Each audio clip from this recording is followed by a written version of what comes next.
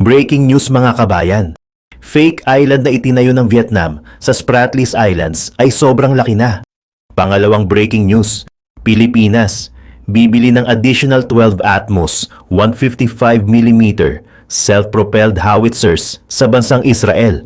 Pangatlong breaking news, F-35 fighter jets ng Amerika hinahanda na para sa missile rain laban sa China. Bago tayo magumpisa, baka pwede pa like ng video na ito. Malaking bagay na to sa aming mga content creators. Maraming salamat po.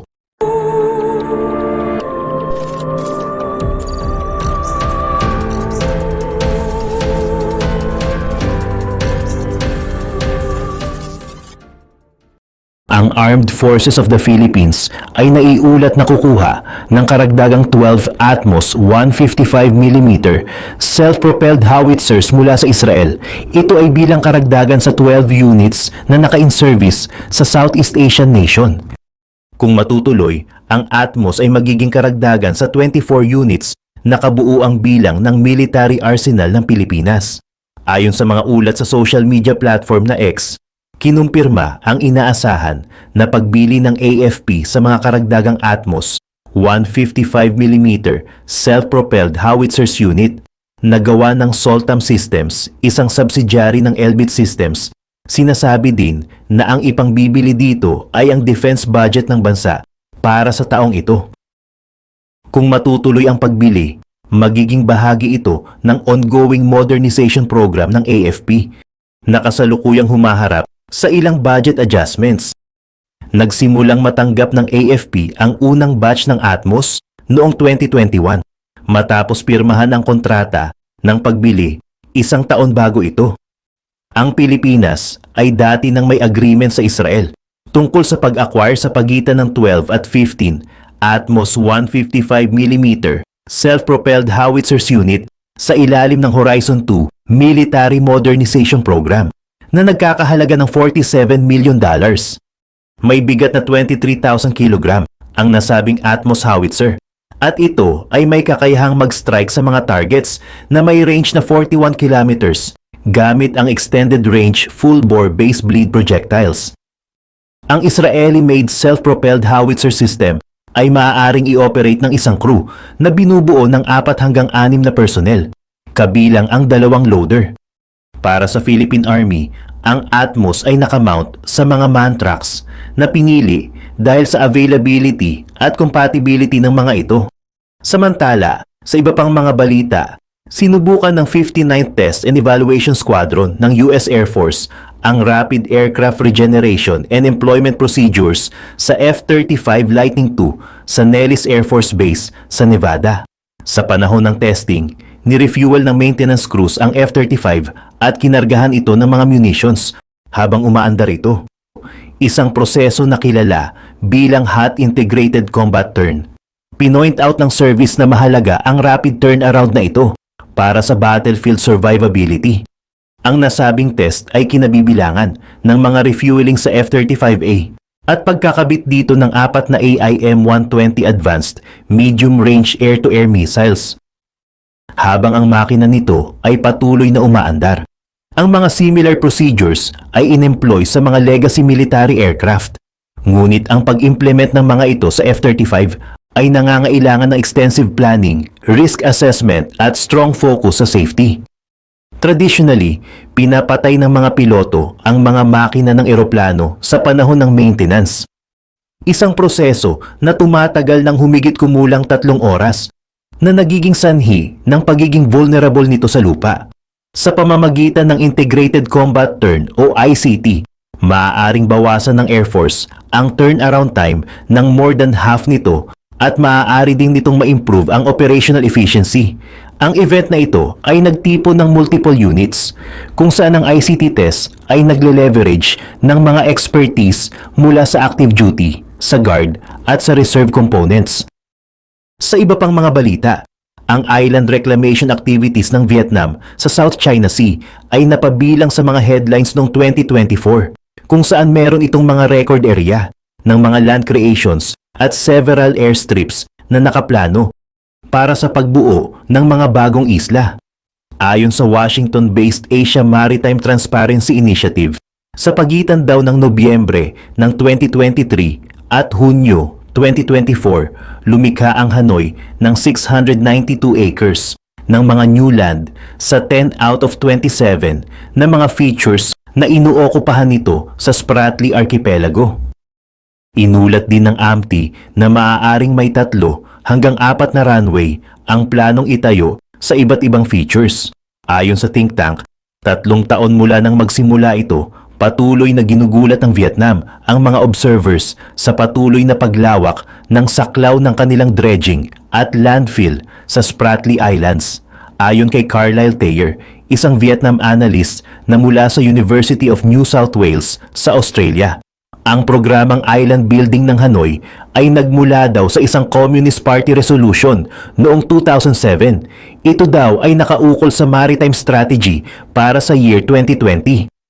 Ayon pa kay Thayer, noong 2021, nagsimula lamang ang Vietnam sa isang modest program of landfill at sa isang infrastructure construction sa mga features nito sa Spratly Islands.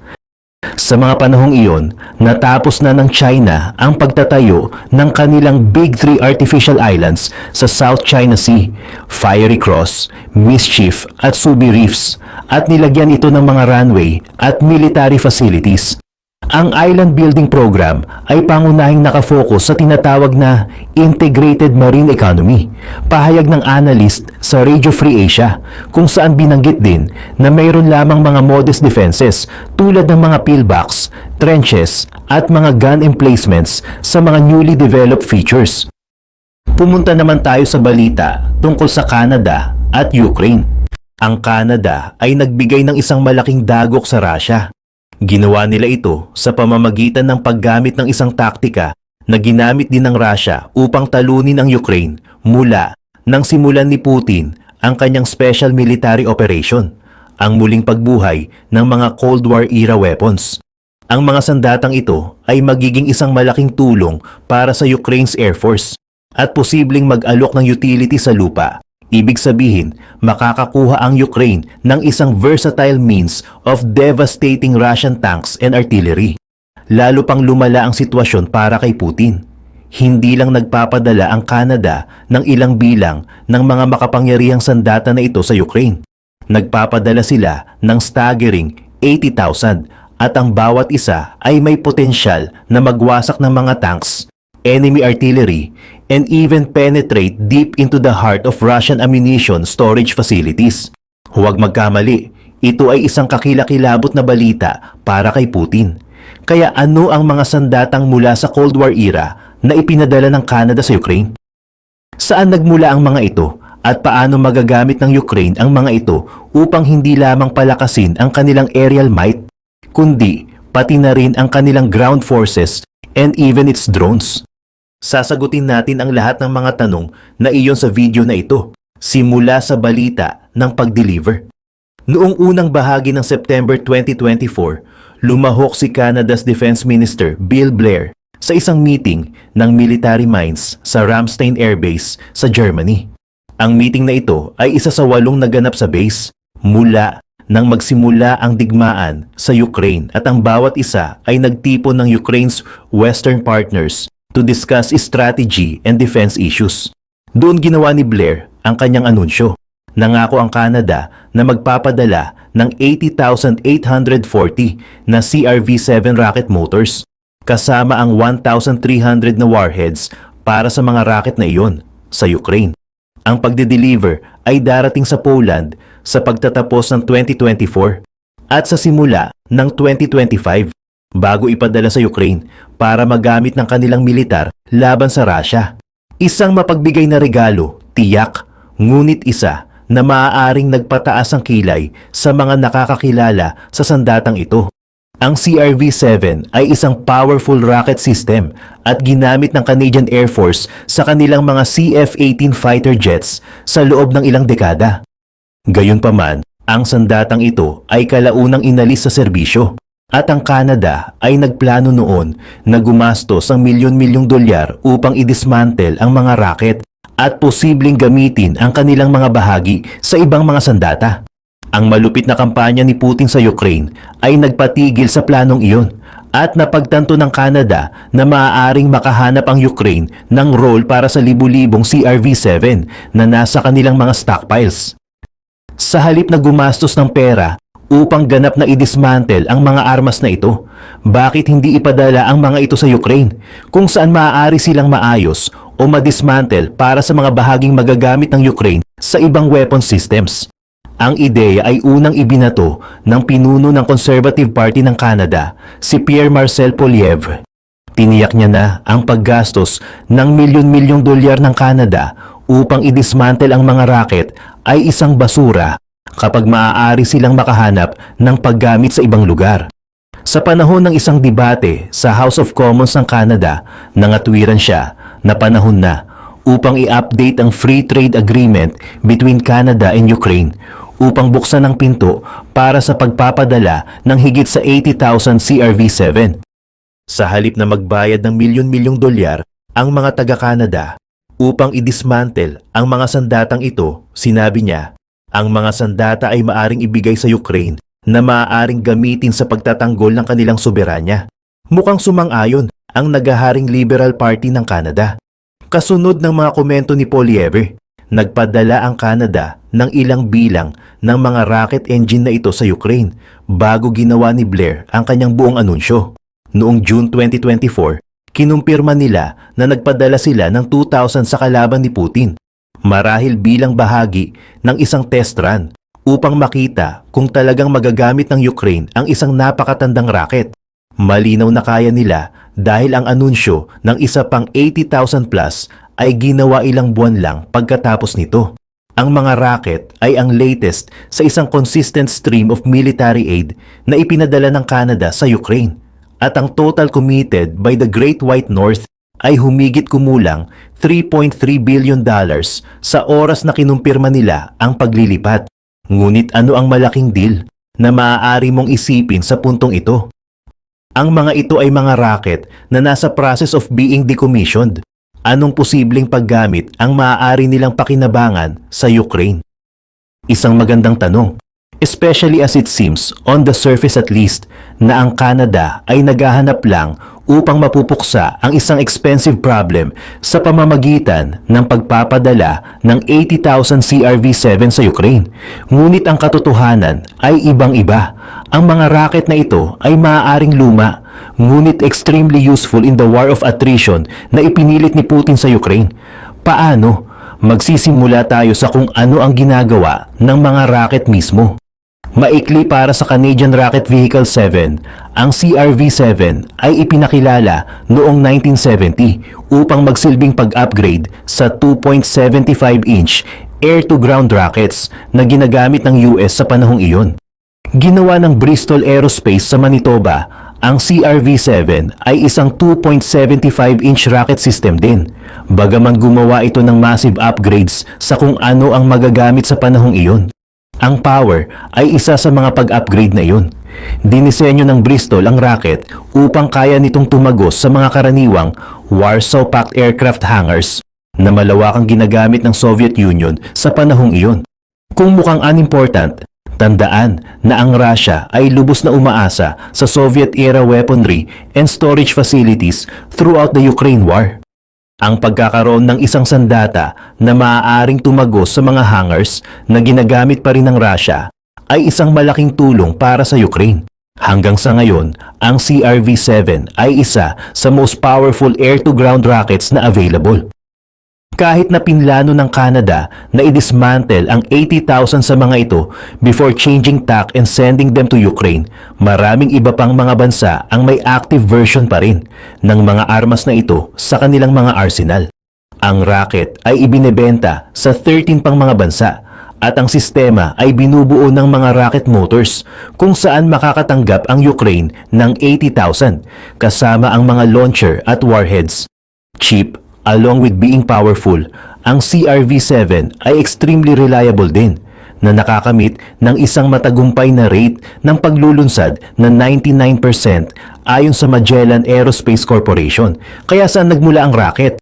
Nagsimula ito bilang isang offshoot of research na isinagawa sa Canadian Armament Research and Development Established o CARDI na ngayon ay tinatawag na DRDC Valcartier noong 1950.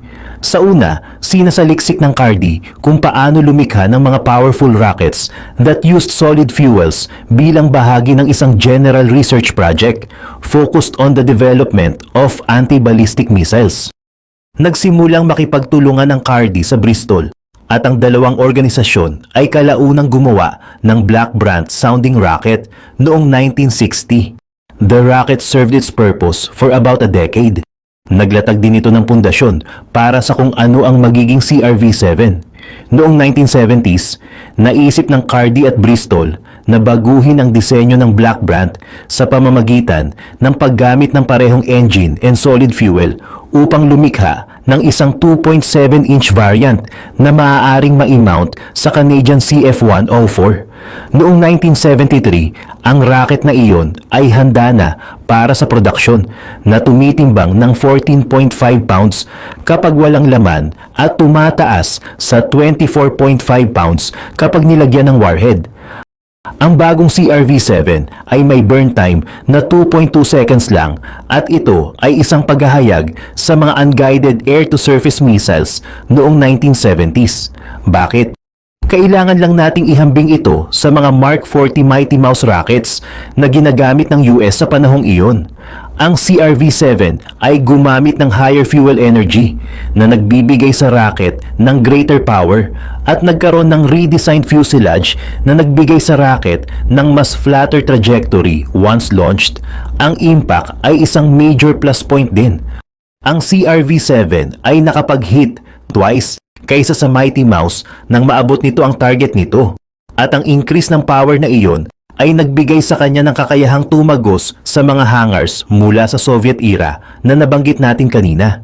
Idagdag pa sa lahat ng iyon ang isang effective range na mahigit sa 13,000 feet at biglang nagkaroon ng West ng isang air-to-surface rocket na maaaring ilunsad mula sa mas mataas na range kaysa dati habang naghahatid ng isang nakapipinsalang payload.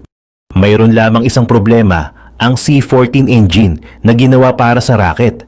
Ang aluminium-based fuel na ginamit ng engine ay bumuo ng massive amounts of smoke upon firing the CRV-7.